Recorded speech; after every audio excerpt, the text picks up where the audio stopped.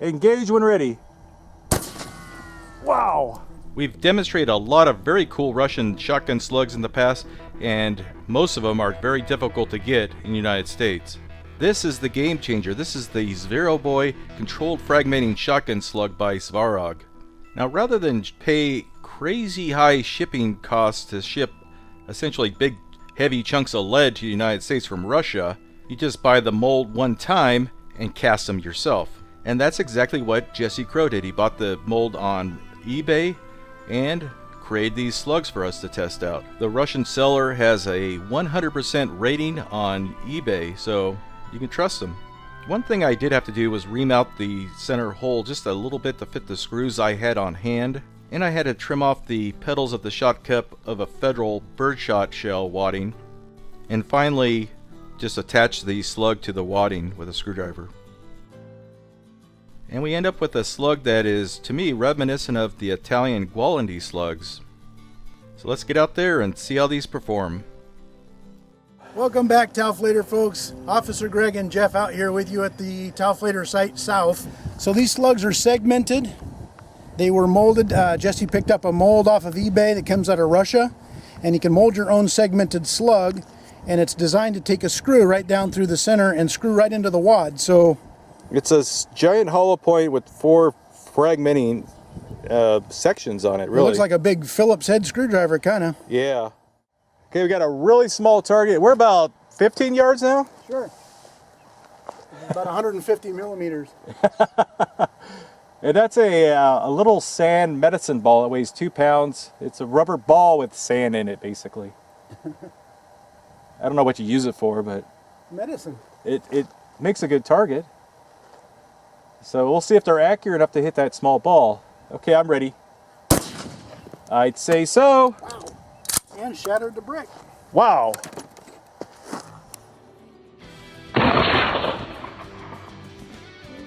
We want to thank Laura Platt for letting us use her music in our video. Link in the description. Alright, here comes the slug, looking very stable. And we were averaging around 1,200 feet per second with these 1 1/4 ounce slugs. For once this slug was low and right, usually they're high and left because, you know, we're in California, right? But that's not too bad for the first shot. We didn't take any practice shots, remember? So Greg will adjust his aim to accommodate the ballistics of these unique slugs. So here's our ball. It hit, let's see, we had it about this orientation. Yeah, it's about right. Orange dot was right there. And hit it low right, exited low right. We think the slug might have hit the brick, something, whatever hit, cracked that brick apart, and you can see in there the very fine, whoop, I'm out of frame, the very fine playground sand that comes inside that ball, but it shattered that brick. Okay, what do we have there? We have a can of Beets by Dr. Dre. Okay. We're going to put one of these, what do they call them? Svedras, Svikros? Zvarog. Right in the center of it, let's hope. Okay. Engage when ready. Wow. Man, you see those beets raining down. Well, we didn't have any borscht, which is the traditional ballistic medium of Russia. I kid. No one knows when we're joking.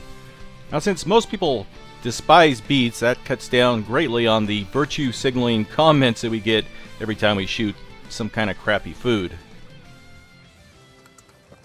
Okay, we've got ballistic gel, layers and rows of it.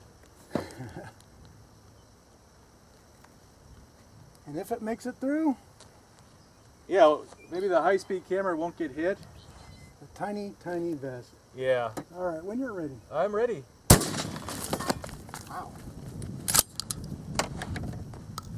Wow. So far the slugs have been very accurate, but we haven't seen how they fragment yet, so here we go. Now it'd be awesome if we had a $180 block of ballistic gel, but we gotta make do with what we got. The slug fragmented almost immediately as it started passing through the gel, and those large pieces of lead just continued on right through nearly 20 inches of gel. And those large pieces are more apt to hit the vitals of a wild boar and drop it like a hot potato. The high-speed camera is more revealing than what we see here, except that There's the screw. The screw embedded itself in the gel. It's so good. Pretty dang cool. Got screwed, and then all over here too, we found 1/4. You can see the kind of the little fragment, the pre-cut fragments there, and you can also see the screw hole there on the base. And then, yeah, the wadding was still stuck in one of the gel blocks. So if this is one of the 4 segments, would that be almost 25% of the just about. Wow, that's like math. Yeah. Except in the UK, where this would be 17.3%. So there are also some little tiny shards here in the vest. Yeah, look at that. So those gel blocks absorb most of the energy from that slug. Yeah. That's impressive.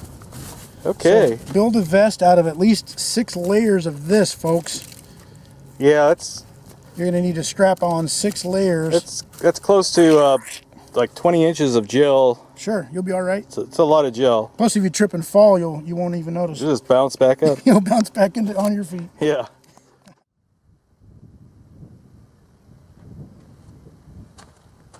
Okay. I am ready.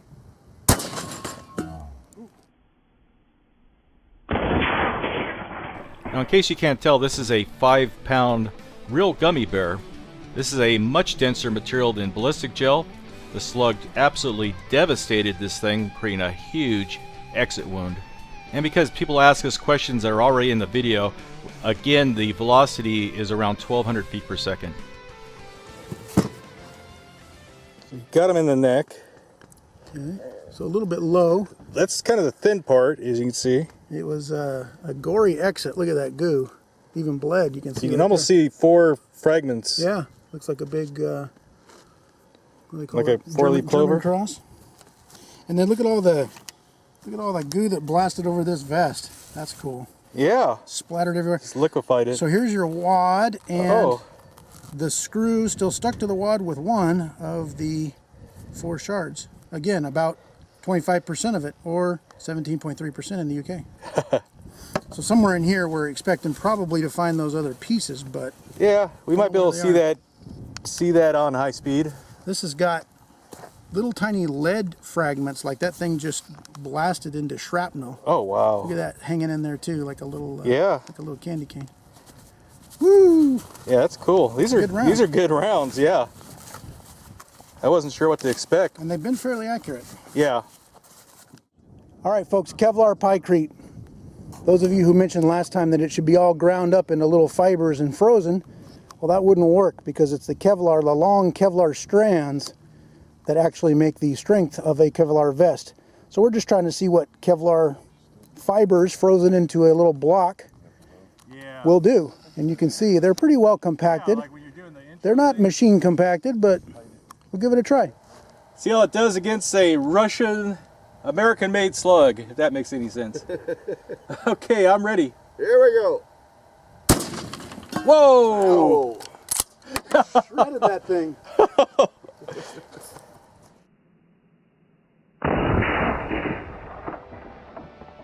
Now, in a previous video, this Kevlar pykrete block actually stopped a .44 Magnum hardcast bullet.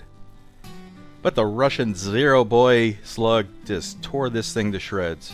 I'm telling you, I am impressed with these slugs. Let's see if just one block of gel will cause the slug to fragment. Okay, I'm ready when you are. That's through. Now, folks tell us they really enjoy seeing those rear exit wound shots on the high-speed camera, but I wanted to get one shot from the front. And look at that big old temporary cavity. That's big enough to throw a large hamster through. Yes, I'm talking to you, Crozier. So we managed to find, when we cut open this carrier, we found 3 of the 4 fragments in here, which is almost 75%. Not too bad, not too bad. That would do some damage. Just going through that one block of gel was enough to cause the fragmentation to begin. Yep, and you can see right there, it almost has like, took some of that carrier with it. Not bad for a cast slug that, you know, you can just mass produce, and, you know, you make a couple hundred slugs and it'll pay for itself, I imagine. Okay, let's see what it does. Hitting wet magazines. That is ballistic gel of Kentucky. You hit Geraldo in the face. Penetrating wet magazines, that's something you should do behind locked doors. Yes. Yeah, yeah. Okay, we're ready. All right, here we go. Wow. Man. Blew that duct tape apart. Yeah.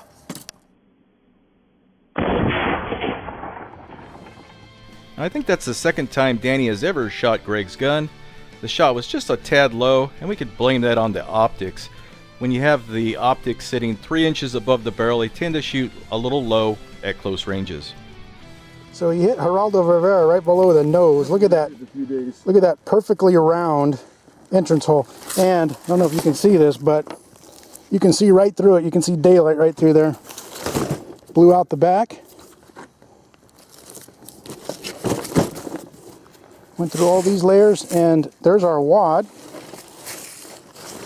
Danny's going to show you the wad that's stuck right there in that. Can you see it? Yeah, I can see you guys. Danny with a Geraldo Rivera mask. Look at that wad right in there. Yeah. Is there any chunks of slug around there, or did they pass on through? There we go.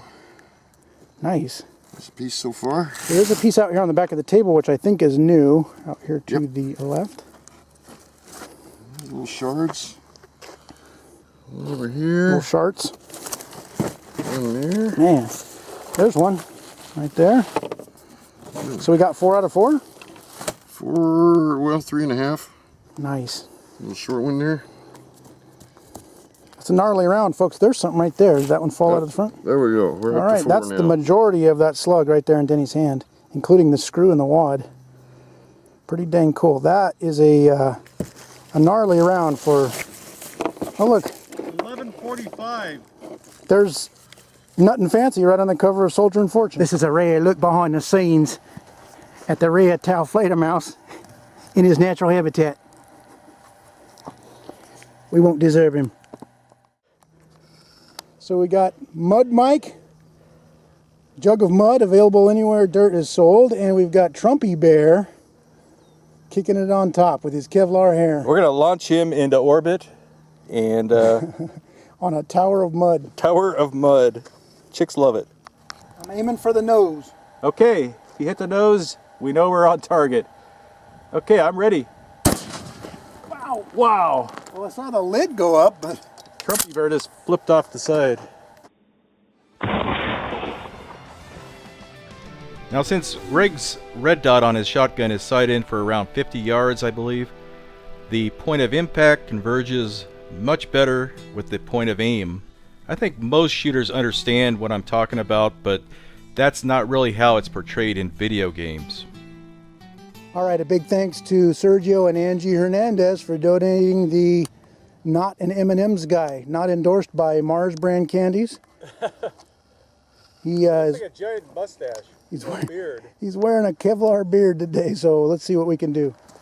Will the Kevlar vests protect Mario and Luigi, or whatever that thing is? Okay, I'm ready. Here we go. And Wow. it disappeared. Now you see it, now you don't. Shoved it straight through. Of course, that represents a actual human torso. That's perfectly representative. Yeah. So this thing, folks, I was digging it out of the vest. It is hot as balls, but wad and a mushroomed single piece this time, and you can see the Kevlar strands on there. As Jeff was describing in the last video, that is how the strands stop a bullet, is they essentially catch it and slow it down because they are high tensile strength. So there's Still has a lot of energy to push the vest into the cavity of the. yeah. So But there's yeah, I'm happy that my screws held together. Of course, the hole is completely filled up with lead. It's just. so it's a great self-defense round if you're being attacked by large pieces of candy. Yeah. I want to thank Jesse for supplying the slugs, Brandon for supplying us with a bunch of these old Kevlar vests, Sergio for giving us this giant M&M figure. I have no idea where he found that thing. I want to thank you, the viewer, for your kind comments, for taking the time to rate the video. If it makes you feel edgy and important to thumb it down, then by all means do that. And lastly but not leastly, are over 800 Patreon supporters who help keep this thing going. Thanks for watching.